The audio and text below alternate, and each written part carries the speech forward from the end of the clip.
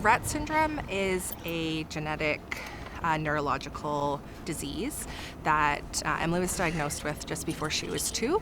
Means that her body doesn't do what she wants it to do or what it should do. So basically her body doesn't work. Have fun at camp. We'll see you tonight. Be good. Life isn't easy for 6-year-old Emily Higgins, but there are bright spots, and they're heading to one. Let's go, kiddo. The camp Emily is going to is nearly an hour away. Oh my gosh, Emily. You are gonna have such a good day. But it's a lifeline. Yeah. Now more than ever. You do love camp, huh? Even the first day I dropped Emily off, and I said to my husband, like, I just feel like I can breathe now, because it was really hard.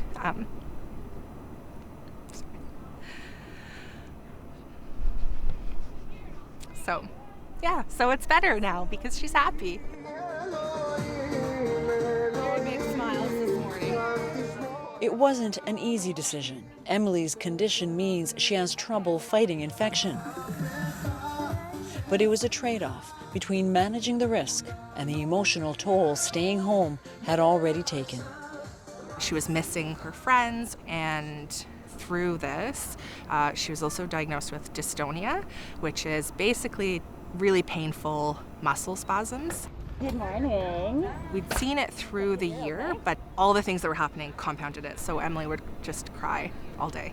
And so we would cry. It really was just survival mode.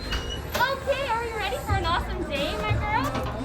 That desperate need for a reprieve. It's why Kayla's Children's Center was determined to open. With precautions like temperature checks and bubbling groups of children and staff members. It's the only camp in the Toronto area for disabled and medically fragile children. The first respite parents have had in months. We had a lot of parents drive up and drop their kid off and then literally sit in their car and sob. Everything they've gone through over the last 4 months just hit them. Yaffe Scheinberg runs the camp. This year, these parents were that they're at their breaking point. Good morning. And you have to understand that they don't have an option of saying, I'm just gonna take an off day, a mental health day today, and I'm just not gonna, do all the bathing and the feeding and the stuff that their kids need. And I feel like by the end of June, they were at the end of their rope. Have a good day. I'll see you later. Bye. Bye. We have to watch her all the time, and you're constantly at the edge. Oh, 6 feet. Oh, the 6 feet. It's unrelenting is a good word because we don't have the break, or at least taking her to a program. But like everything else with these special needs, you don't have a choice. You just do it. Have a good time at home. Love you, have a great time. Rena and Gary Cogan's daughter Tonya is 42 years old. Tonya has cerebral palsy and is developmentally delayed. She's been home for the last 4 months. Mom. And just started coming back here. There we go. Okay, let's do this. Danny is a day program for adults with disabilities.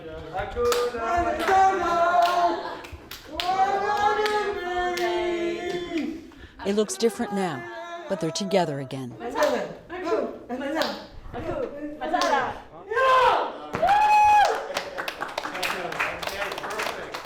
So how are you feeling today? Feel great. Feel again. See my friend again.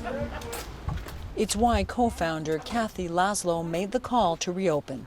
Some participants are non-verbal, and you would think that, what does it matter, right? So he sits here or he sits at home, so what's the difference, right? He's just sitting. It's not true. You can see the happiness on his face just to be here with his friends. They just need this. They really do. Coming back meant scaling back. Groups of 5 are cohorted in half days, and staff get tested for COVID every 2 weeks. And everything is cleaned several times a day. It took a lot of time and money to put in all the safety measures, but Kathy says it's worth it. Seeing the joy on their face worth everything we had to do. Yeah.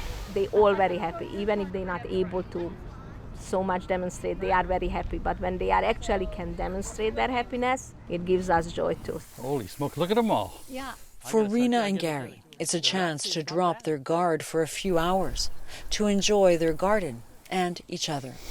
You're doing good. Yeah, very well. Often, you know, we're tense, like even your body is constantly tense, and you just sort of relax because we know she's in good hands where she is. And however lovely the break, it always comes back to one thing. But she's happy. That's what every parent wants, right?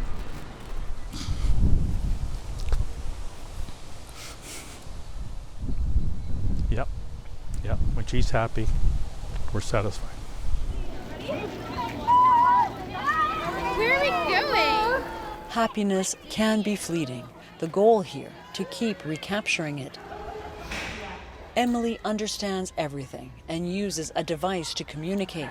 She tells us she's had enough of the sun and of us. Goodbye.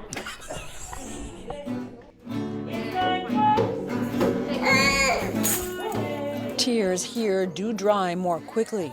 There are so many distractions. And Emily's mom is grateful for everyone.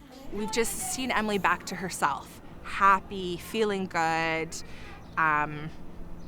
She has more patience, but there's been a huge difference in all of us. You know, I'm not crying every day.